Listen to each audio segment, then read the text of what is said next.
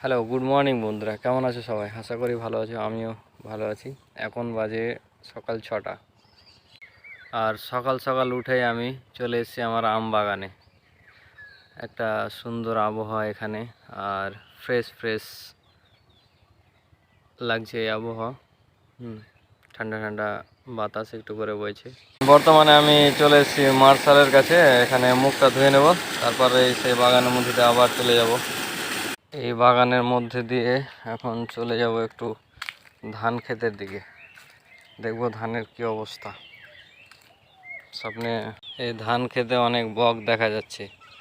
এই বক দেখার মানেই হলো ধান ক্ষেতে পোকার আক্রমণ হয়ে গেছে।